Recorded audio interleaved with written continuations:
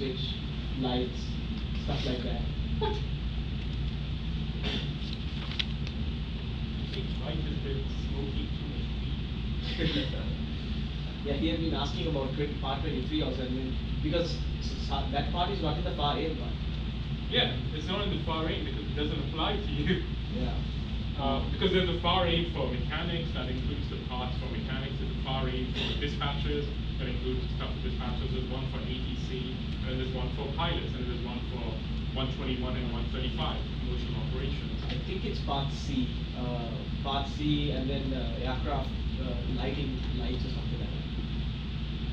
Like the limits of how a beacon light should be installed and the view limit for 360 degrees. Equipment? It's not parts. I don't think it's part 23. I mean, no, I'm not sure. Yeah, I can actually get it.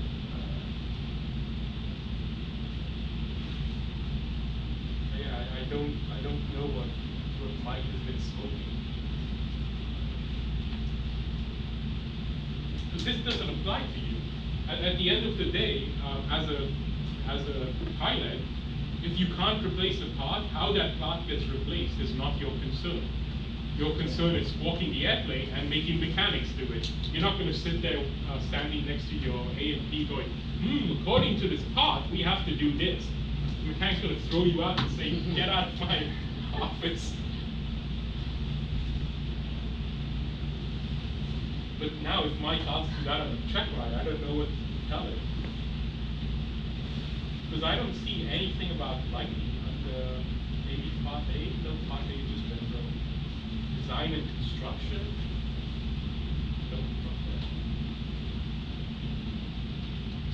Okay, it's external it's and part corporate 23, lighting. 23.1401. 23.1401. Anti-collision lights. That's the one that he asked about. Where do you even see that? This one starts at 1457. Yes, 23. 23 dot what? 1401. 1401 FAR. Anti-collision light system. The installation, the characteristics, and Yes. color. Do you really care about this as a pilot? No, because after the installation, the mechanics are supposed to test the angles or something, and Mike had asked about that. But why does that apply to you? I don't understand what Mike's logic is. Yeah, it says down here minimum effective intensity for anti-collision lights, but at the end of the day, you're supposed to just say, okay. In the pre-fly, you have to check it what was the intensity of that collision. I guess so. Exactly, and then the colors approved. Yeah, so you want to remember, so the minimum light intensity in any vertical plane, measured with the red filter if used and expressed in terms of effective intensity, must meet the requirements of paragraph F of this section. The following relation must be assumed. So, Yes, Mike. yeah, I asked my student, in the pre-flight, did you see the effectiveness of the anti-collision light? Go in front of the propeller, you have a 75-degree distance of the anti-collision light. Where's your red filter? Wow. Yeah, I don't know. I'll let Blake know, and then Blake can go tell Mike to shut up. But yeah, I don't know why you would have to know anything in part 23. I think Mike, he didn't expect him to know, but Mike was trying to teach him also, because Mike has that kind of attitude now. Okay, I guess if he's not going to fail you for it, then don't bother. Just say part 23 doesn't apply to me because it applies to airworthiness standards of an airplane, and as far as you guys are concerned, if maintenance says the airplane is airworthy and your pre-flight says the airplane is airworthy, you're fine. You're not going to sit there and measure the intensity of the beacon light and go, nope, maintenance, you lied to me. This light does not meet the intensity requirements. I'm calling the FAA. But okay, for part, going back to what we were talking about, for part 43, just remember, any maintenance done on the airplane, it has to be logged in the aircraft logbook. You have to sign it if you do any maintenance.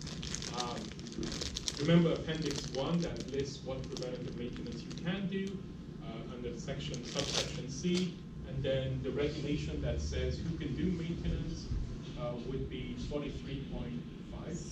So, 7, was it 7? No, 7 is to return to service. Oh yeah, sorry, 43.7.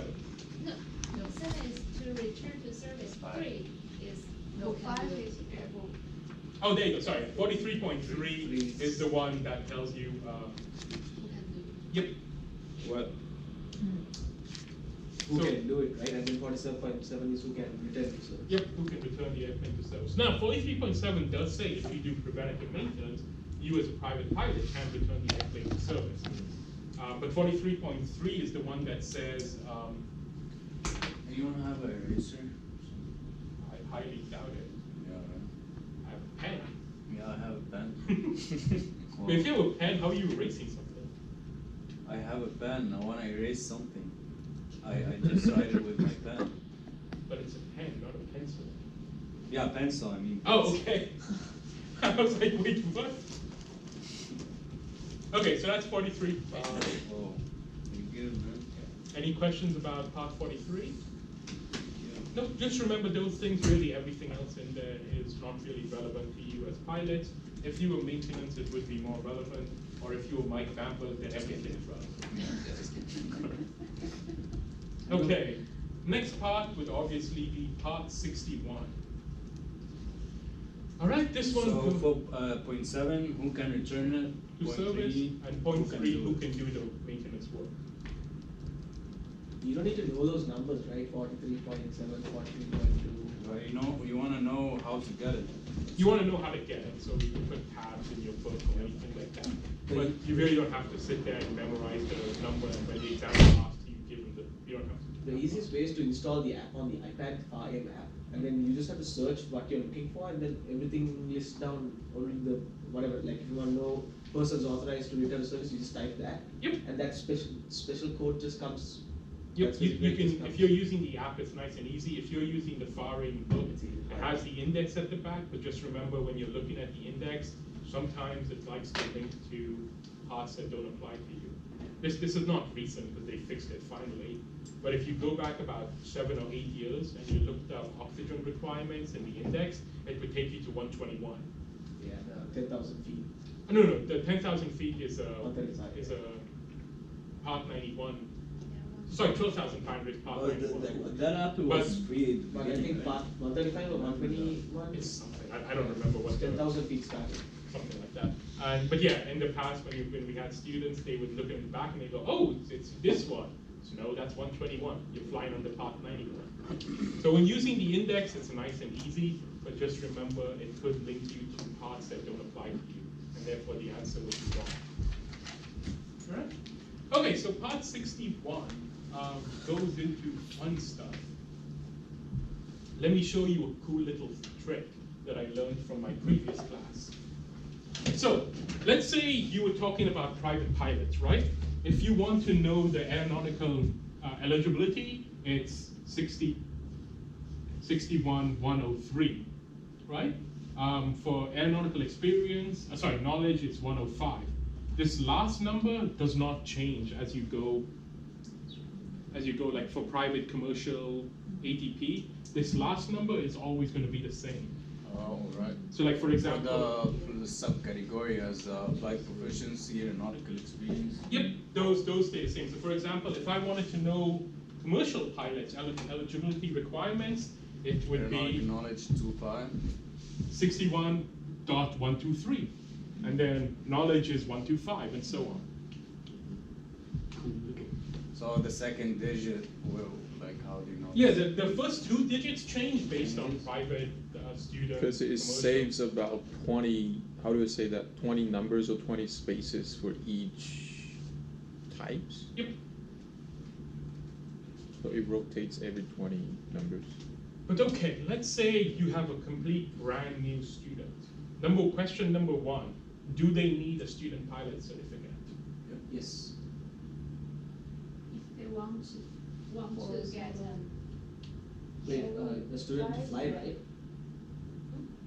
To fly, they are required to have either the paper copy or they're supposed to have a plastic copy. So let me rephrase that question then. Let's say I go to the street, I kidnap somebody, I put him in my airplane. Can he log dual time? yes, he doesn't need a. Do you need a student pilot certificate to log dual I time? think- No. Now, Hillsborough's regulations are different because we're 141. And the 141 regulations require that in order for somebody to be enrolled in a 141 course, they need that student pilot certificate. But if it's Part 61, they don't need a pilot certificate. Sorry, they don't need a student pilot certificate to log dual time. They will need it for when they move on to like solo, because you need a student pilot certificate to be PIC. But to just log dual time, don't need one. So, sorry, could you rephrase that? When they're going to solo, they need one, but they don't. So he can log it as a total time. He can log it as dual time, total time, and it can count towards a private pilot. So rating. yeah, wait a second, because this is like it was a big confusion when we building time about the safety pilot. The safety pilot. What does that have to do with student pilot? Yeah, because it's the same thing. It's not the same thing though. No, I mean the concept of like you log total time because you are in the plane is the same thing. Because they say as a safety pilot, when your friend is under the hood, you can log that time as Okay. a total time. All right, but if he's not under the hood, you don't log that time as a total time. You don't log any time if you're not Yeah, under the hood. so it should be the same thing, because in the student you log time while you are in the plane, but you're not doing anything. Yeah, so for Part 61, you don't need a student pilot certificate to log student dual time. You need the student pilot certificate to log solo time, because in order to be a PIC, you need to have that Right. student pilot certificate. Yeah. But to just log dual time because you're not PIC, you don't need one. Is it better to say it's because there's no requirement for dual time to be logged for? Correct. Now, for 141, it's different, because 141 regulations state that in order to be enrolled in a course, you do need a student pilot certificate. All right? So for example, like Hillsborough, if you wanted to be enrolled in a 141 private course for Hillsborough, the regulations require that you need to go get that student pilot certificate before you fly. Because you cannot be I mean, you could still fly, but you cannot log any time under 141 because you're not enrolled in the 141 course. Isn't it a little different though for international students, even if they're doing Part 61, because they need to? In general, legally, international students cannot do Part 61 because your visa is based on the 121. 141, sorry, not 121. But there are some things that you cannot do Part 141. Yeah, so it gets a little bit No, wait, but sketchy. I know a lot of other students who, like, I was talking to another student from Egypt. Mhm. He's a CFI now over here. He completely came here and he was under Part 61 at his flight school. Yeah, so a lot of flight schools tend to bend that, like ATP, what they do. ATP has a 141 course that you are required to have in order to give out visas for that, but they do all their training 61. Yeah, I They did all just my they just training pretend that 61. since they have that 141 syllabus, the visa is issued to them. Because in order for them to give you the visa, there has to be a 141 syllabus attached to it. At least for the F1 visa. The M1 visa, I think you can do.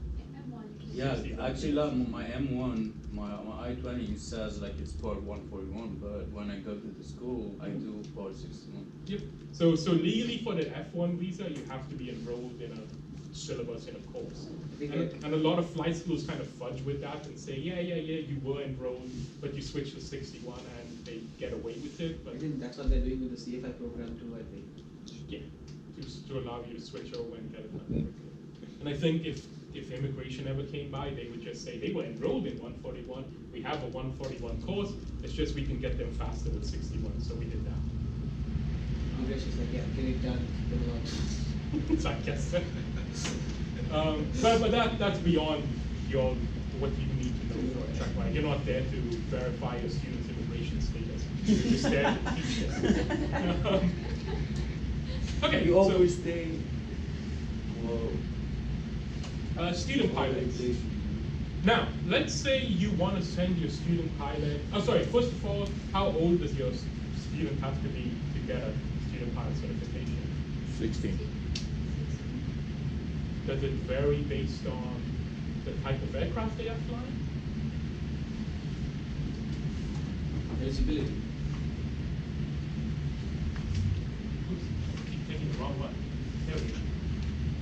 So yep, 16 of years of age for anything other than a glider or a balloon, and 14 years yeah. of age for a glider or balloon. Alright. Mike Bamberg likes gliders, so I don't know, point that out to him. Yeah.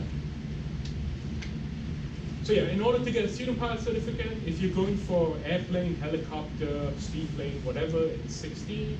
For glider or balloon, it's 14. Alright. And then finally, the third part is be able to read, speak, write English. Now, how does your student get a student pilot certificate?